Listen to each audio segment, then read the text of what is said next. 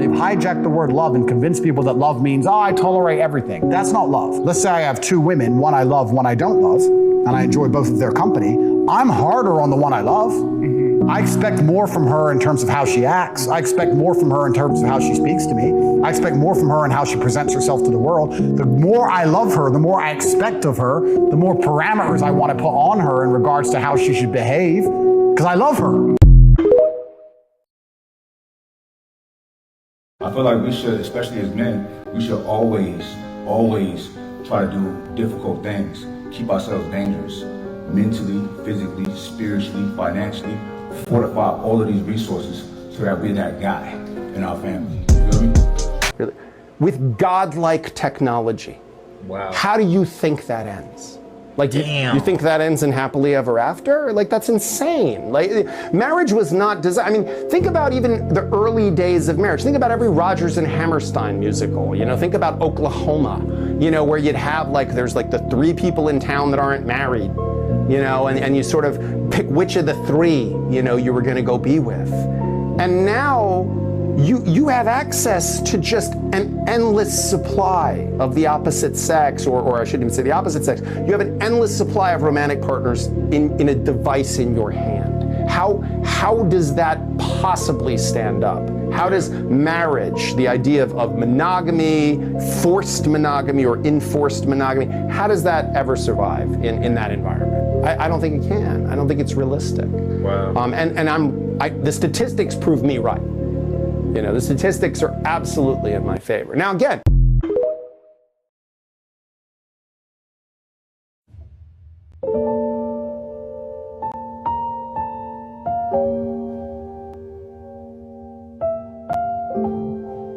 make it your mission in life to shove it down these motherfuckers' throats so fucking hard that they fucking choke. Make it so that when they fucking look at you and they see you 5 years from now down the road, they won't even look at you. They'll look the other way, or they'll look at the ground because they are so fucking embarrassed of what they did or how they treated you or what the fuck they said to you or how they tried to fuck with you, that they are embarrassed about what they did and where you went with it. Why is dating a single mother so hard for me? Because they're ungrateful. I remember the last single mom girlfriend that I had. Her name was Jaleesa. Her daughter's name was Jaden. She was about 7 years old. I'm there for a little while. I noticed that their big struggle is the morning. Jaden doesn't do the shit she's supposed to do. She's supposed to get up, brush her teeth, wash her face, get dressed, make her cereal. But like a typical 7-year-old, she wants to get up and walk around the house with the cover over her and shit, just bullshitting around. Her and her mom would get into it about it and it'd be a big mess. So I figured, bet, what's the point of me being here if I can't solve problems as a man? Jaden was obsessed with trolls. I take my black ass to Walmart, I get markers, I get block letters. After I order troll stickers specifically, come over with a poster board, these block letters, these markers, and these stickers. And I say, this is what we're gonna do. We're gonna make you a big ass poster board that says Jaden's morning checklist. Every day you get up and do these things without your mama having to tell you this shit, you're gonna get a sticker. Every 14 stickers you accumulate, I gotta buy you something. Mom wasn't even anywhere near impressed. She's just looking like, that happens on Thursday, right? I'm a waiter. I work Friday, Saturday, and Sunday. I come over on Monday. Both of these little heifers is giving me attitude because I wasn't there during the weekend to put the shit together. Listen, fellas, a woman's love and loyalty has absolutely nothing to do with you. Women are only loyal to themselves. Women are only loyal to their feelings. So yes, your girlfriend or your wife, she don't love you because of you. She loves you because of the feeling that you give her. So if that woman that you call your girlfriend, your wife, your ride or die, you say to yourself that she'll never leave me, she's loyal to me, blah, blah, fucking blah. Well, let's say she's loyal to the feeling of security that you give her because you're the breadwinner, you go out here in the world, you make bank, you bring it home and you provide. Well, let's say you catch a terminal illness and you can't go out here in the world and make that money. You catch cancer or some bullshit, right?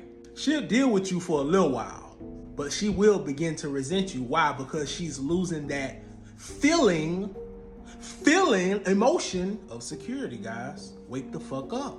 Stop lying to yourself. Why do girls hang out at the finish line and sleep with the winners? Because most guys are talkers. Less than 1% of men take action, and girls get only one shot at betting on the right horse.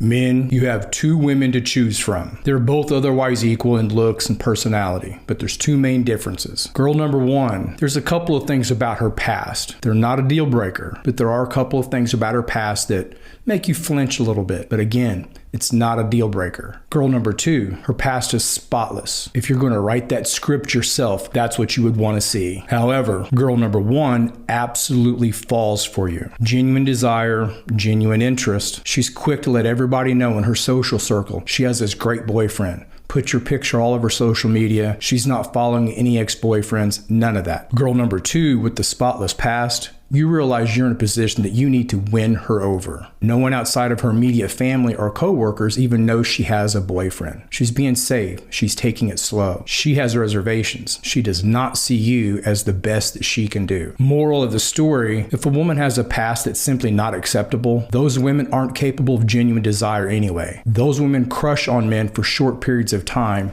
lust, and then lose interest if that guy shows interest in her. If her past isn't perfect but otherwise acceptable, genuine desire overrides all of that, as opposed to the angel that you're dating that she doesn't want to tell her larger social circle that she even has a boyfriend. Genuine desire above all else.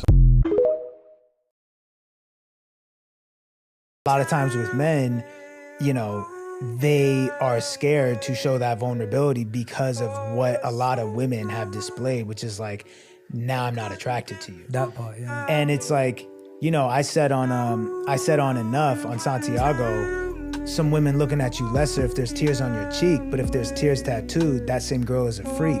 So they're attracted to the pain unless they hear the pain speak.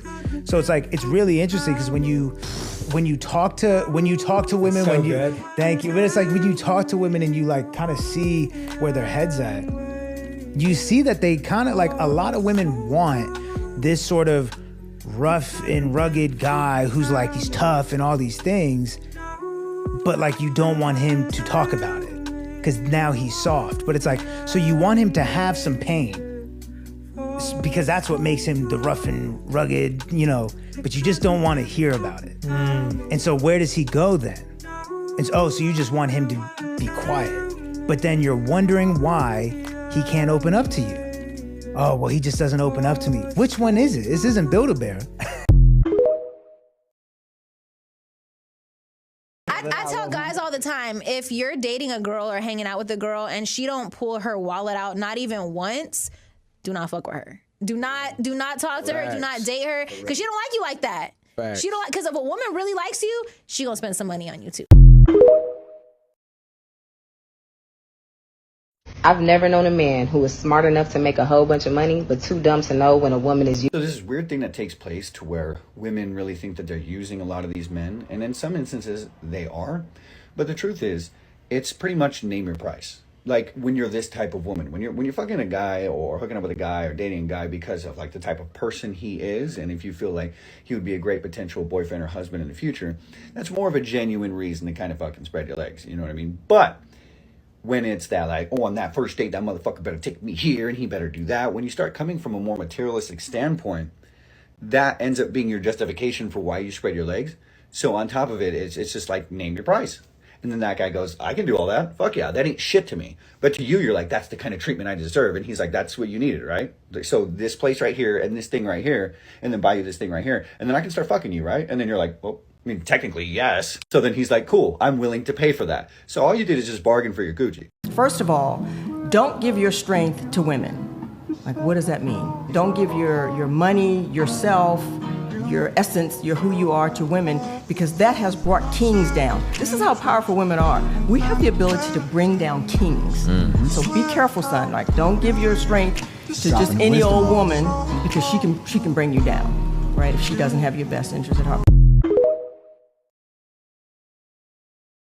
I love the mother of my children more than anything on this fucking planet. She has the power to hurt me. If she left me, it would hurt. I would feel it. I would be in deep pain. It wouldn't change my stance. I'd hold strong. I always say I'd much rather get my ass whipped than have my heart broke. Because it affects the business, it affects everything. Most of you have gone on a date with a guy who was super nice. And if you rewarded that behavior, then the world would be full of nice men. You went home and you told your roommate about how you had a nice date and he was kind of fun, and then you went to go your toxic ex. If you really wanted men to change, you could change All of it. By not rewarding the behavior that you don't like. If you wanted men to be nice, all you had to do would be to only nice men, and the entire world would change. The reason why men are the way they are, the reason they are competitive, the reason they are assertive, the reason they go to the gym all the fucking time is because those are the behaviors that you reward.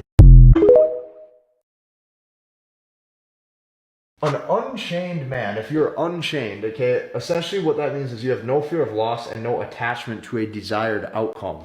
You're able to exit or you're able to walk away. You don't have attachment to anything. Okay, and this goes for how you live your life. You don't have attachment, you live in abundance. You don't have attachment to a specific woman. You don't have attachment to, let's say, a certain deal that has to go through in business. You don't have a certain attachment to a job. Like, you have attachment to who you are, your God-given purpose, and your own skill sets.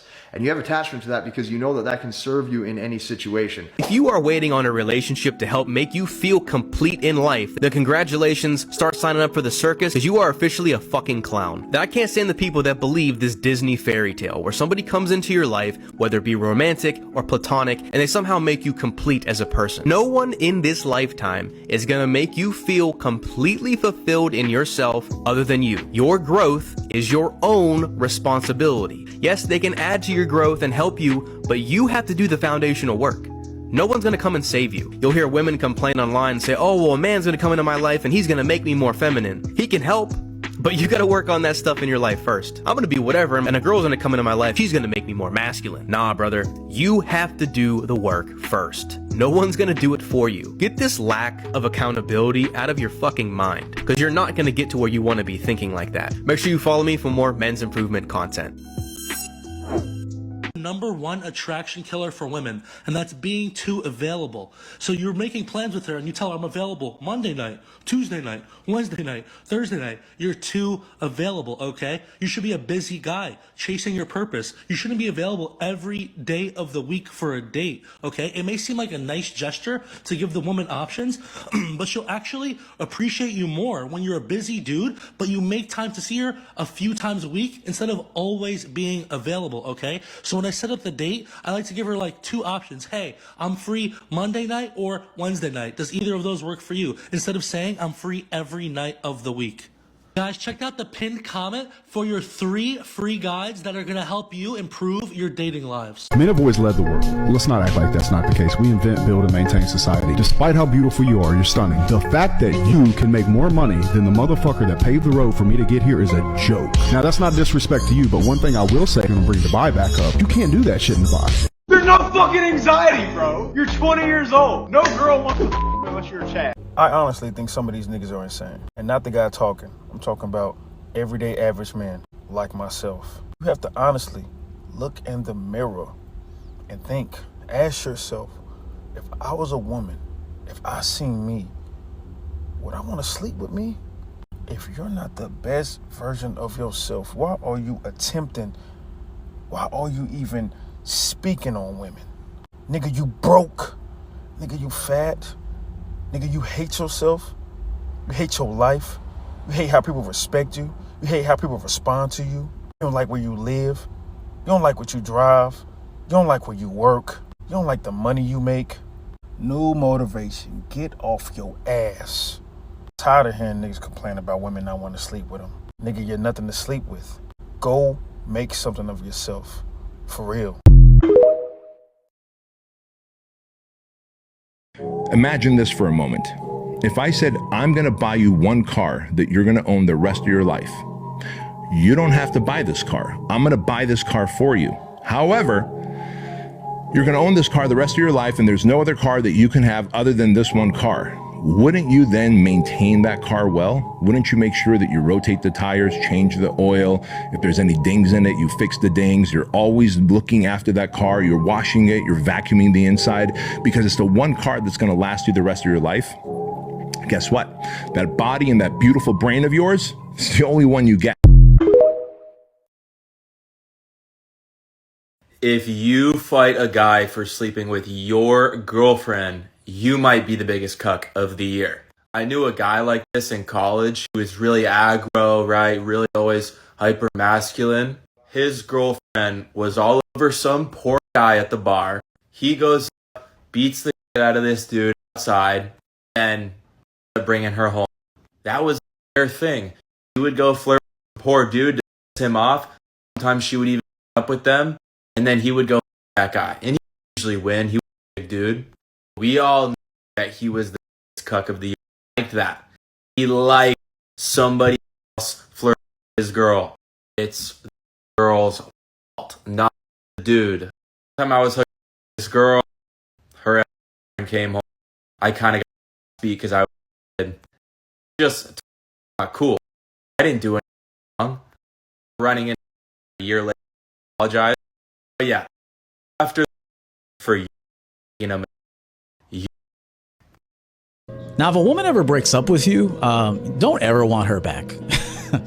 I'm just being honest with you. If you ever break up with a girl and then she's still campaigning to be with you, maybe. But, you know, if you leave a girl, you should know why you're leaving her. You should know why you're leaving her. You should be leaving her for all the right reasons. But if a girl ever leaves you, don't ever take her back. Don't play no tricks. Don't hire a no contact coach. He's not gonna help you. He's not. You're just gonna get a blown out twat. Okay. Here. You want the truth? I'll save you $2,000. Here's why you shouldn't want your ex back, or here's why you shouldn't run game on women that don't at the onset want you. It's inevitable they're gonna leave you. Now, I don't think you should spend time with any person on planet Earth that doesn't want to spend time with you. This goes for family member. This goes for friend. This goes for a woman. If a woman's watching, if a man doesn't want to make you a priority, then he doesn't see you as a priority.